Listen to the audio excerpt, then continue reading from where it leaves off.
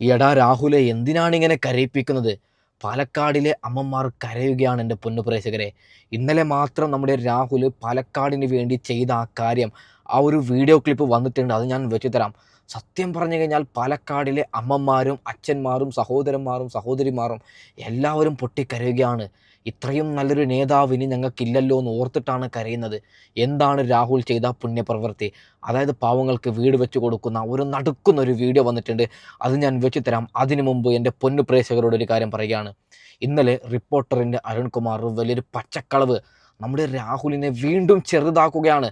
നമ്മുടെ രാഹുലിനെ വീണ്ടും കളിയാക്കിച്ചിരിക്കുകയാണ്. ഒരു വാർത്ത കൊടുക്കുകയാണ്. പാവപ്പെട്ട അമ്മമാർ ആ വാർത്ത കേട്ടിട്ട് അത് സത്യമെന്നാണ് വിചാരിച്ചത്. അത് പച്ചക്കളവ് എന്ന് ഞാനിപ്പോൾ പൊളിക്കാം.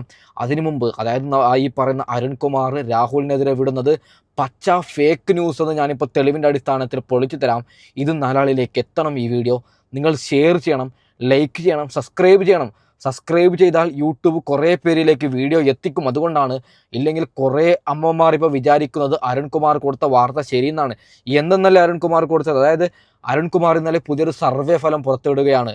140 MLA-മാരിൽ റാങ്ക് പ്രഖ്യാപിക്കുകയാണ്. CPM-ൻ്റെ എല്ലാ നേതാക്കൾക്കും റാങ്ക് 1ഉം റാങ്ക് 2ഉം നമ്മുടെ രാഹുലിന് അങ്ങ് 100-130 റാങ്ക് എന്തോ കൊടുത്തത്. അവന് പച്ചക്കള്ളം പറയുകയാണെന്നേ. അതായത് ഒരു കാര്യം കൂടി പറഞ്ഞിട്ട് ഞാൻ വിഷയത്തിലേക്ക് കടക്കാം. നിങ്ങൾ ഈ ഒരു ഫോട്ടോ കാണണം. അതായത് ഗണേഷ് കുമാറിനെ നാട്ടുകാർ തല്ലിയതാണ്. നിങ്ങൾക്ക് എല്ലാവർക്കും അറിയാൻ പറ്റും. പെണ്ണ് പിടിയനാണ്. പെണ്ണ് പിടിച്ചപ്പോൾ നാട്ടുകാർ മന്ത്രി എന്ന് നോക്കിയിട്ടില്ല, കെട്ടിയിട്ട് തല്ലിയ പാടാണ്. ആ മന്ത്രിക്ക് ഇവൻ 6ാം റാങ്കാണ് കൊടുത്തത്. ആ മന്ത്രി നല്ലവനാണ്. ആ മന്ത്രിക്ക് ഇനി വോട്ടിൽ നിന്നാൽ ജയിക്കും. പക്ഷേ രാഹുൽ പീഡന വീരൻ എന്നാണ് അരുൺകുമാർ പറയുന്നത്. അവൻ പറയുന്നത് തന്നെ അത് നമുക്ക് കേൾക്കാം. ആദ്യം അവന് മറ്റേ ഈ ഗണേശനുള്ള ഒരു റാങ്ക് പ്രഖ്യാപിക്കുന്നുണ്ട്.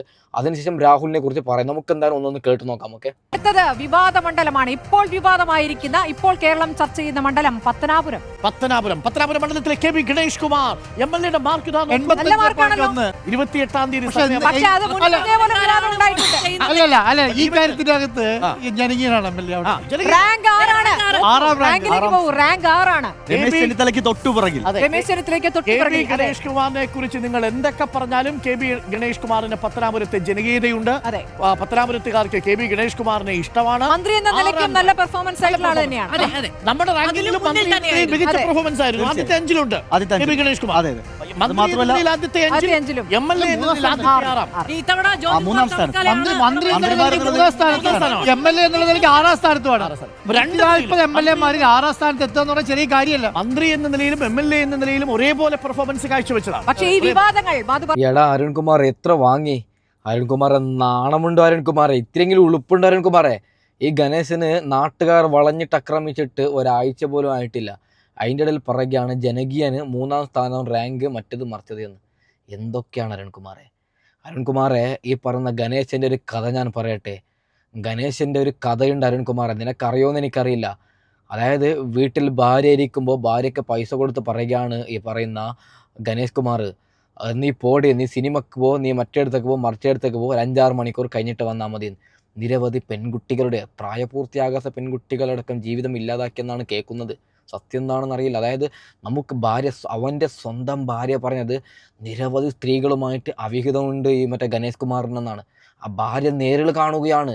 അതായത് ഈ പറയുന്ന ഗണേഷ് കുമാർ ഭാര്യയെ ഒന്ന് ടൗണിലേക്ക് അയച്ചപ്പോൾ എന്തോ മറന്നൊരു മൊബൈൽ ഫോണോ എന്തോ ഒന്നും മറന്നത് എടുക്കാനായി ഭാര്യ വരുമ്പോൾ ഇവൻ ബെഡിനുള്ളിൽ വേറെ ഏതോ ഒരു പെണ്ണിനെ ബലാത്സംഗം ചെയ്യുകയാണ്, പീഡിപ്പിക്കുകയാണ്.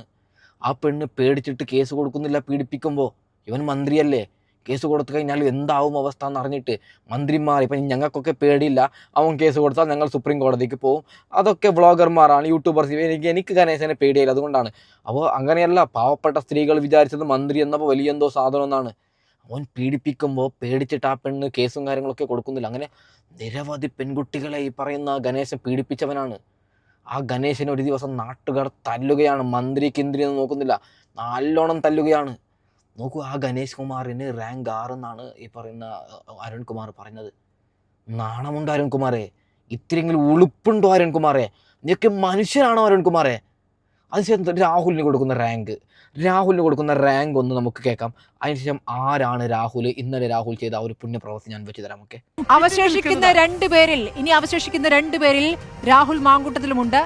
രാഹുലിന്റെ റാങ്ക് കൂടി നമുക്ക് നോക്കാം. രാഹുൽ മാങ്കൂട്ടത്തിലാണോ ഏറ്റവും പിന്നിൽ നിൽക്കുന്നത്? അല്ല, 113 റാങ്ക്. ആശ്വാസമുണ്ട്, പിന്നിൽ നിന്ന് 4-ാമത്തതാണ് 131.4. എന്നെ അത്ഭുതപ്പെടും. നോക്കൂ, ഈ വാർത്തയും വിവാദങ്ങളും കൃത്യമായി ജനം അതിനൊരു വില കൊടുത്തിട്ട് അല്ലേ, അത് വിലയിരുത്തിയിരിക്കുന്നു. 60K ഒക്കെ കാണും കേട്ടോ, വോട്ട് ചെയ്യാനില്ല.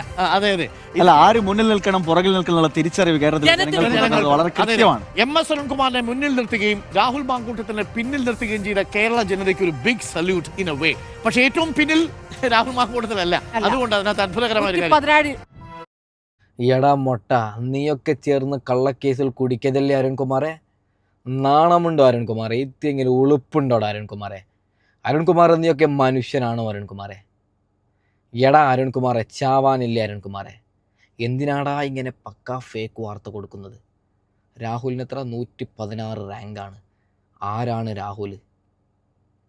നിങ്ങൾ റിണിയെ വെച്ചിട്ട് കള്ളക്കേസിൽ കുടുക്കിയിട്ട് ആദ്യ കേസ് കള്ളക്കേസിൽ നമ്മുടെ രാഹുൽ വിജയിക്കുമ്പോൾ, രണ്ടാമത്തെ കേസ് അതിലും നമ്മുടെ രാഹുൽ വിജയിക്കുമ്പോൾ, മൂന്നാമത്തെ കേസ് അതിലും നമ്മുടെ രാഹുൽ വിജയിക്കുമ്പോൾ കേരളത്തിലുള്ള 99% ആൾക്കാർക്ക് മനസ്സിലായി നമ്മുടെ രാഹുലിനെ കുടുക്കിയതാണ്. ഇത് രാഹുൽ നിരപരാധിയാണ്, രാഹുലിനെ മൊട്ടയടങ്ങുന്ന ഒരു ടീം കുടുക്കിയതെന്ന് ലോകം മനസ്സിലാക്കുമ്പോൾ ഇപ്പോൾ ഇവറ്റകൾ 4ാമത്തെ കേസ് കൊണ്ടുവരുന്നത്. ഇവറ്റകളുടെ ലക്ഷ്യം എങ്ങനെയെങ്കിലും നമ്മുടെ രാഹുലിനെ മത്സരിപ്പിക്കരുത്. അതാണ് ഈ പണ്ടാരങ്ങളുടെ ലക്ഷ്യം. ഓക്കെ, ആരാണ് രാഹുൽ മാങ്കൂട്ടത്തിൽ? ഇത് നിങ്ങൾ കാണണം. എടാ അരുൺകുമാറെ, നീ ഇത് കാണണം അരുൺകുമാറെ. ഈ പാവപ്പെട്ട സ്ത്രീ ഉണ്ടല്ലോ, കണ്ണ് കാണാത്ത സ്ത്രീ, ഈ സ്ത്രീക്ക് വീട് വെച്ച് കൊടുത്തു നമ്മുടെ രാഹുൽ മാങ്കൂട്ടത്തിൽ.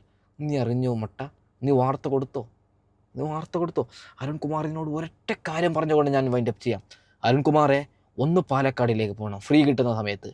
നീ പാലക്കാടിലേക്ക് പോയിട്ട് നീ അവിടെയുള്ള 10-25 അമ്മമാരോടോ അച്ഛന്മാരോടോ എന്തില്ലെങ്കിൽ അവിടെയുള്ള ഹോട്ടൽ കടകളിലോ നീ ചോദിക്കേ എങ്ങനെയുണ്ട് MLA എന്ന്. അരുൺകുമാറിൽ നിന്ന് ഞാൻ വിളിക്കാം.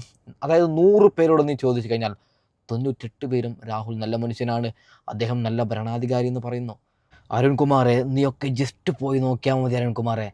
അതായത് എല്ലാവരും പറഞ്ഞത് രാഹുൽ നല്ല മനുഷ്യനാണ്, രാഹുൽ നല്ല ഭരണാധികാരി എന്നാണ്.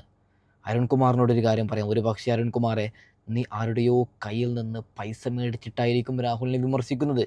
നീ സത്യസന്ധമായി വാർത്ത കൊടുക്കുന്നവനാണെങ്കിൽ, ഒരിക്കലും നീ ഒരു അന്വേഷിച്ച് വാർത്ത കൊടുക്കുന്നവനാണെങ്കിൽ, നീ ഒരു നല്ലൊരു മാധ്യമ പ്രവർത്തകനാണെങ്കിൽ അരുൺകുമാറെ, നീ ഒരിക്കലും ഫേക്കായിട്ടുള്ള വാർത്ത രാഹുലിനെതിരെ കൊടുക്കൂല. നീ ആരുടെ കയ്യിൽ നിന്ന് പൈസ മേടിച്ചതാണ് ഉറപ്പാണ് അരുൺകുമാറെ. അരുൺകുമാറെ, ദൈവമെന്ന മഹാശക്തി ഉണ്ടെങ്കിൽ അരുൺകുമാറെ, പൊന്നുമോനെ, നീ അത് അനുഭവിക്കുക തന്നെ ചെയ്യും. കാരണം നമ്മുടെ രാഹുലിൻ്റെ സീറ്റ് നീ കാരണമാണ് അരുൺകുമാറെ എന്നേക്കുമായിട്ട് ഇല്ലാതായത്.